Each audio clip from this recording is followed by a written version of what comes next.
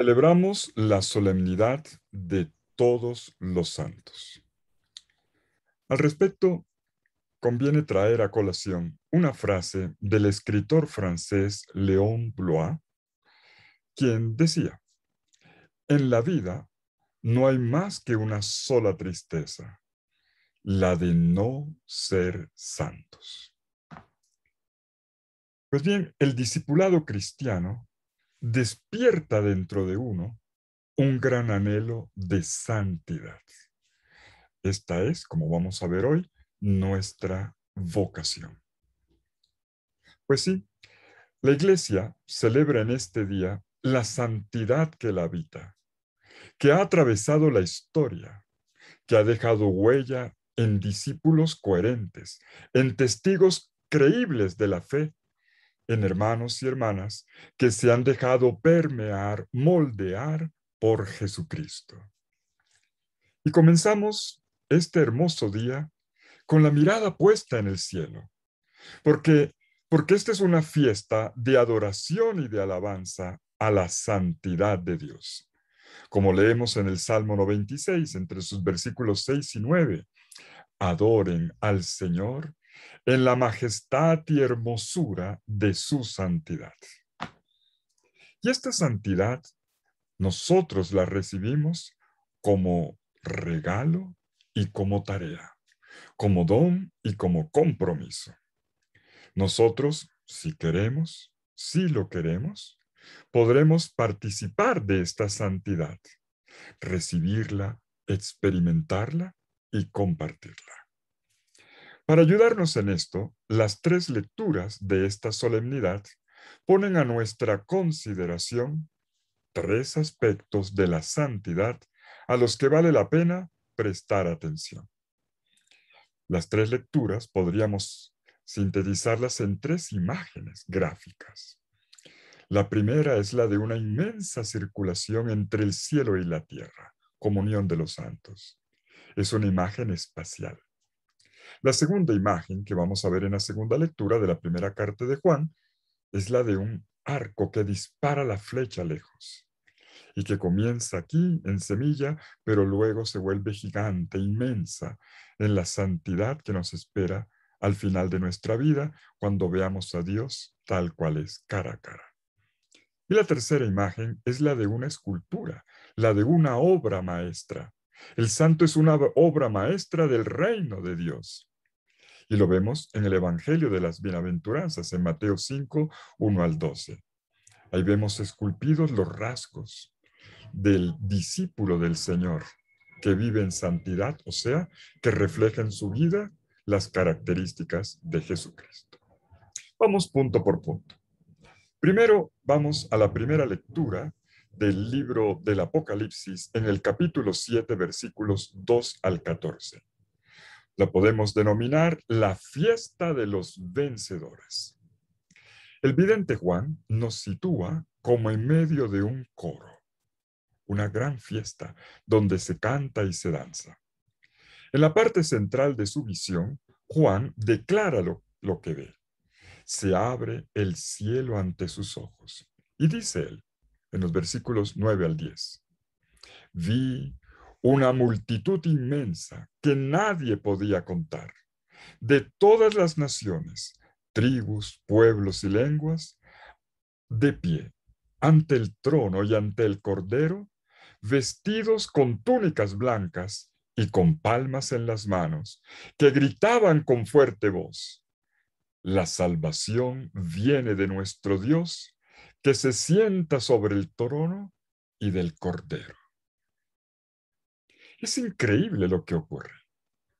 El vidente Juan traslada a los lectores a nosotros hasta esa vibrante escena celestial en la que se puede percibir una inmensa circulación de vida y de amor que une el cielo y la tierra. Y lo que la une es la alabanza. Es una imagen gráfica de la comunión de los santos. A la raíz hay un elemento en común que eslabona esta comunión. Esta es la santidad de Dios impregnada en sus vidas. Y esto es lo que representan sus vestiduras blancas. La liturgia celestial, porque esta mirada al cielo es el encuentro con una gran liturgia. Las puertas de la vida no se abren hacia adentro. La vida es como una casa cuyas puertas se abren hacia afuera, hacia el futuro, hacia la eternidad, hacia Dios, hacia la inmensidad de la vida. Pues esta liturgia celestial, de aquella multitud bien nutrida, vestida con túnicas blancas, canta su triunfo sobre las dinámicas destructivas del mal y de la muerte que se ciernen como un nubarrón, como una tempestad sobre la historia. Al mismo tiempo, en ese gran campo de luz, como en una preciosa coreografía, ellos agitan sus palmas, estas palmas que sostienen en sus manos y que es el trofeo de los vencedores. Esta es la santidad, una victoria. Y esta liturgia celestial continúa resonando día tras día en nuestras liturgias terrenas.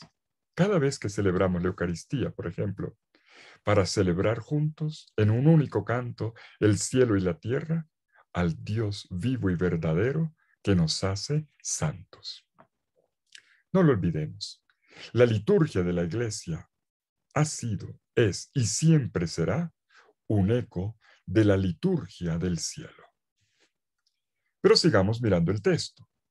Luego vemos cómo el vidente Juan puntualiza que este canto de la belleza del cielo lo entonan hombres y mujeres que fueron mártires.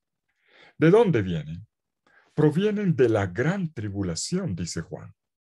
Se trata de hermanos que murieron en defensa de su fe, que se empeñaron con fidelidad y con tenacidad profética, contraponiendo un nuevo orden de vida al sistema de sometimiento, de instrumentalización, de anulación y de muerte de la criatura y de lo creado, que era promovido por un imperio ambicioso y perverso como lo era el romano.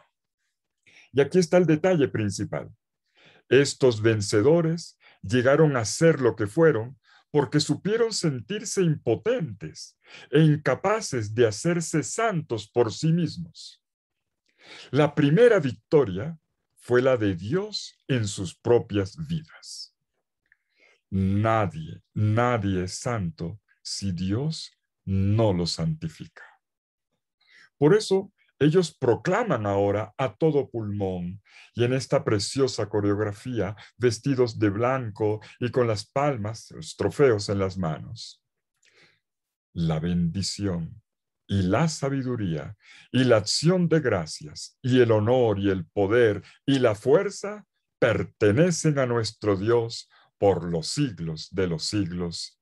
Amén. O como repetimos en cada Eucaristía, santo eres en verdad, Señor, fuente de toda santidad. Fuente de toda santidad. De ti viene la salvación, la vida, la santidad. Pero avancemos ahora con la segunda lectura.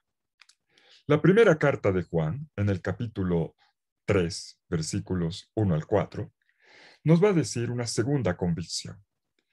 La santidad es una tarea que está siempre en la agenda. Así es. La santidad es como una construcción siempre inacabada, que está siempre en programa. Siempre tendremos una tarea. Y por eso es importante decirlo.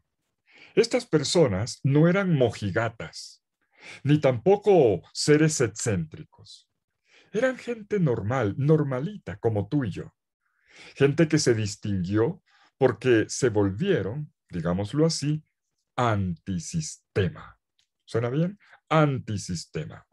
Eran diferentes porque no se amoldaron al mundo. Vivieron en él, sí, pero no se amoldaron.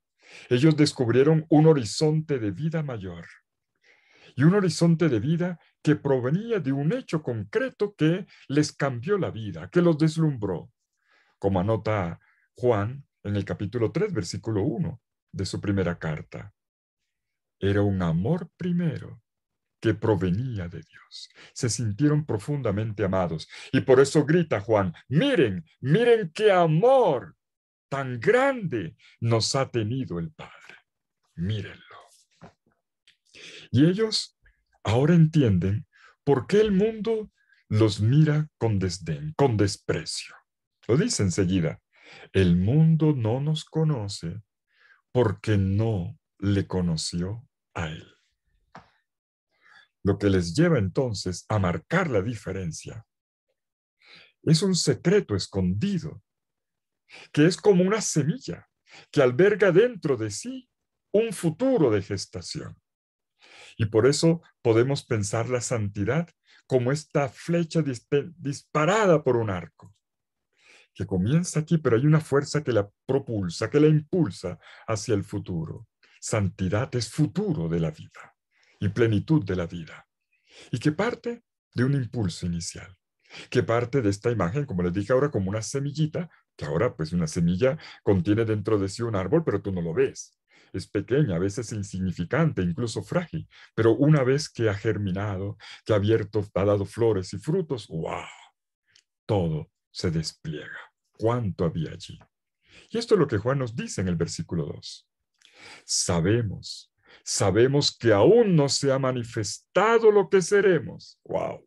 Aunque a veces no parezca, pero ya la tenemos dentro, lo hemos recibido por el bautismo, esa semilla.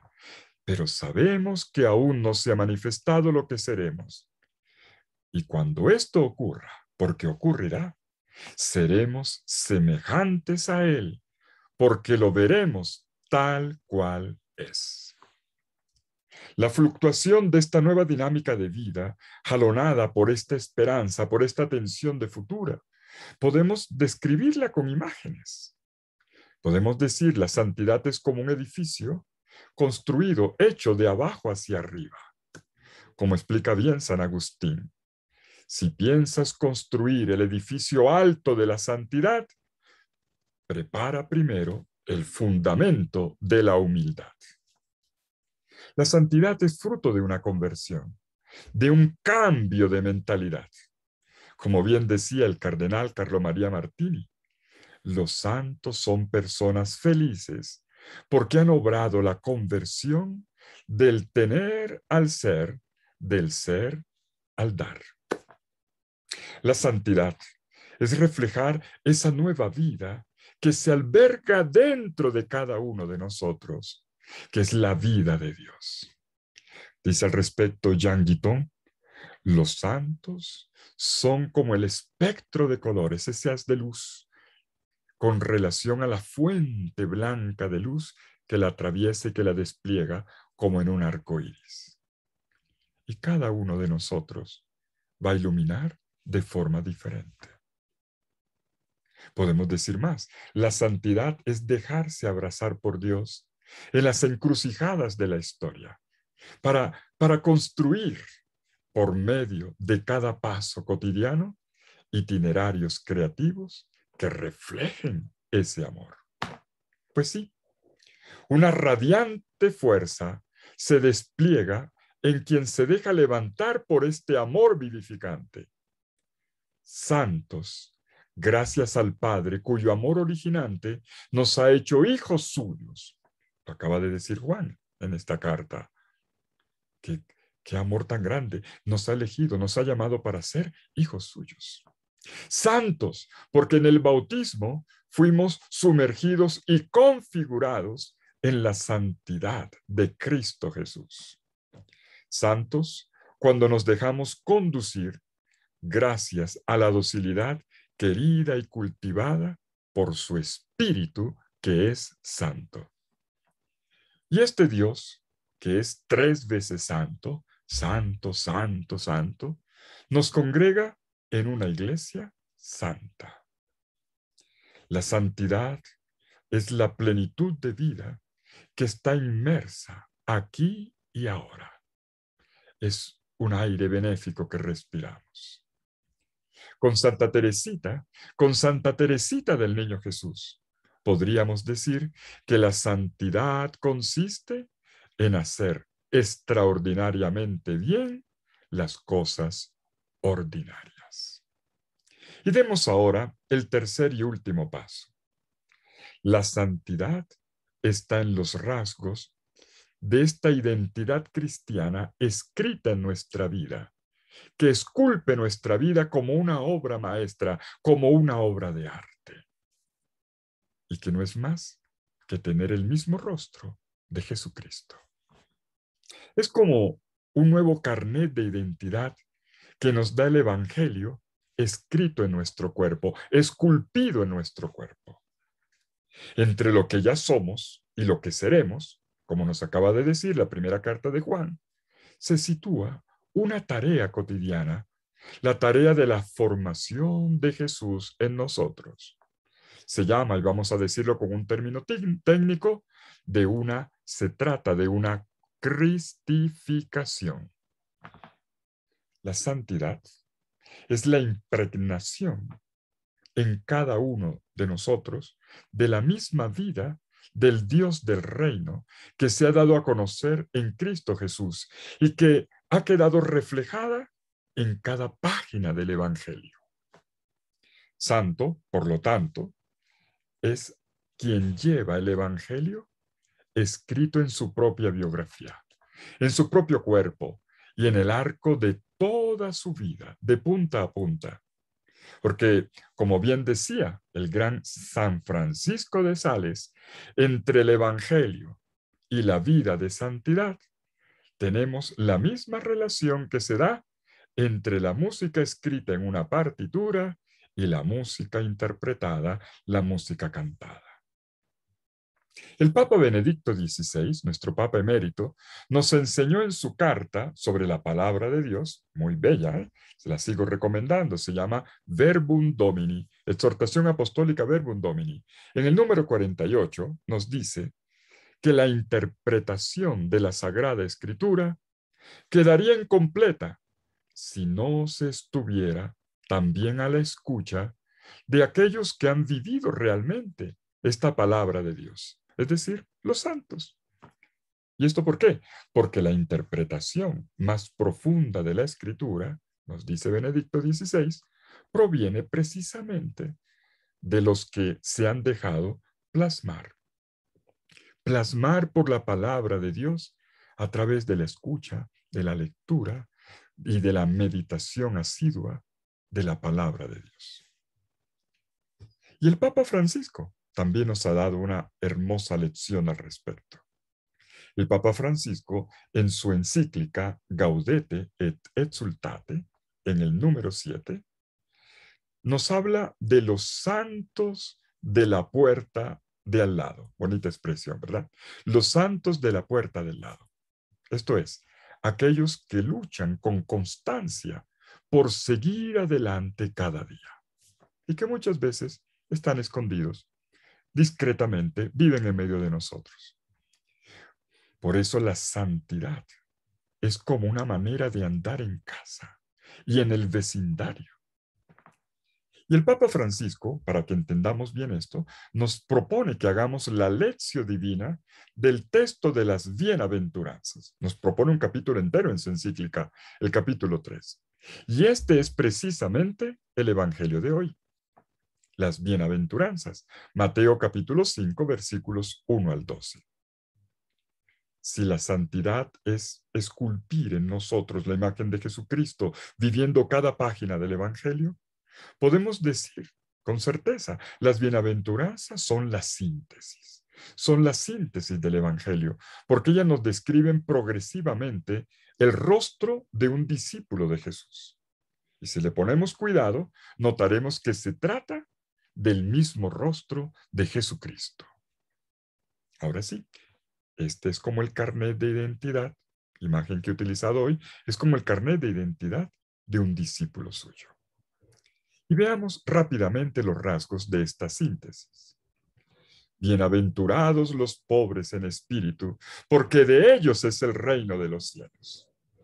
La pobreza en espíritu indica la apertura total a Dios y a los hermanos, sin resistencia. La otra cara de la moneda el que se puede decir el rico en espíritu, como lo dice Apocalipsis 3:17, es la persona autosuficiente, orgullosa, pagada de sí misma. Pero no, el reino de Dios se le da a aquel que reconoce radicalmente que necesita de Dios y de los hermanos. Y el Evangelio mismo nos da muchos ejemplos de esto en los pobres, en los enfermos, en los ciegos, que vienen en búsqueda de Jesús con una gran apertura de corazón, la apertura de la fe. Bienaventurados, en segundo lugar, los mansos, porque ellos recibirán en herencia la tierra. Este término mansedumbre describe a una persona que es capaz de ejercer el control sobre sí misma. Manso es el amansado, el controlado en sus emociones y en sus impulsos, y que no intenta ni dominar ni controlar a los demás. Esta es una persona que sabe convivir y por eso recibirá en herencia la tierra. La tercera bienaventuranza nos habla de lágrimas. Bienaventurados los que lloran, porque ellos serán consolados. Se refiere ahora a Jesús, a quien está pasando por un duelo, por su propia desgracia o por el dolor que siente por otro, y que experimenta una impotencia, un vacío, porque las cosas se le han salido de las manos. Pero ahora vive otra cosa, vive una novedad, la novedad del reino. Esta persona, este vacío, ahora la llena a partir de una transformación pascual. Cuarto, bienaventurados los que tienen hambre y sed de la justicia, porque ellos serán saciados. Cuando uno habla de hambre y de sed, se está refiriendo a necesidades vitales. No son secundarias, son vitales. No dan espera. Tengo hambre, tengo que comer. Tengo sed, tengo que beber. Y uno inmediatamente busca y lo resuelve. Es esencial para la vida. Pues bien, para un discípulo del Señor, lo esencial que no permite aplazamientos es la recomposición de la justicia, de las relaciones deterioradas. Y esto tiene que ver con la quinta bienaventuranza, la misericordia. Bienaventurados los misericordiosos, porque alcanzarán misericordia. Misericordioso es aquel que abre los brazos de acogida ante cualquier persona que está pasando necesidad, pero sobre todo que es capaz de ofrecer el perdón para recoser las relaciones que lamentablemente se nos han roto. Bienaventurados, en sexto lugar, los que tienen el corazón limpio, los puros de corazón, porque ellos verán a Dios.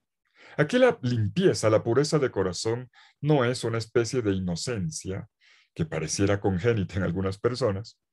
No, aquí se refiere a un estado de limpieza interior que puede experimentar todo aquel que se ha dejado purificar por el sacrificio redentor de Cristo Jesús, por la sangre del Cordero. Esto es lo que nos hace limpios. Y entonces tenemos ahora un corazón que no da cabida ni al rencor, ni a la ambición, ni a la codicia, ni al sobreponerse sobre los demás. Limpio de corazón es una persona que valora con objetividad, que no habla más de la cuenta y que solo desea el bien de los demás, nunca el mal. Se trata de una coherencia entre las intenciones del corazón y las acciones concretas. Esto es, la transparencia de una vida unificada. Enseguida Jesús nos dice, bienaventurados los que trabajan por la paz, porque serán llamados verdaderamente, de verdad, auténticamente, hijos de Dios. Ocurre entonces que cuando se da un conflicto, lamentablemente en un conflicto, en lugar de agredir, de insultar, de atacar o de vengarse, ayuda, ayuda a unir, no complica más las cosas, no hace nada que pueda desunir más. Es una persona que sabe pasar la página, que sabe decir, bueno, borrón y cuenta nueva. que sabe contribuir a una nueva etapa de la vida, aportando elementos positivos que puedan ayudar a edificar. Y termina las bienaventuranzas con una octava y última: los perseguidos. Bienaventurados los perseguidos por causa de la justicia, porque ellos recibirán el reino de los cielos. La persecución, en este caso, es la consecuencia del ser profetas. Cuando tú te comportas como profeta, prepárate, ¿eh? Te van a maltratar, te van a maldecir, te van a levantar historias, chismes, te van a atacar. Y Jesús habla de esto. Incluso se puede pagar con el alto costo, con el precio de la vida. Te pueden matar. Y una persecución comienza con la lengua, con la difamación, con el descrédito público, con la calumnia, porque eso mata a las personas. ¿Y cómo se ha vuelto esto hoy tan fácil, tan común en las redes? Qué lástima, qué lástima. Cuánto daño se hace. Pero a pesar de toda la violencia que se le viene encima a un discípulo del Señor, este no responde con agresividad ni con violencia. Es verdad que es una víctima inocente, pero su actitud no es la del desquite, sino la de la resistencia de la alegría. Sigue adelante como su maestro, como Jesús. Y Jesús en este punto dice la palabra clave, la palabra que es el gran verificador de la santidad. Alégrense. Un santo es una persona alegre. Si no es alegre, no es santo.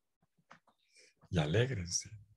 Alégrense, dice el Señor, porque los profetas anteriores a ustedes pasaron por esto mismo y mucho más, el mismo Jesús, que murió y resucitó.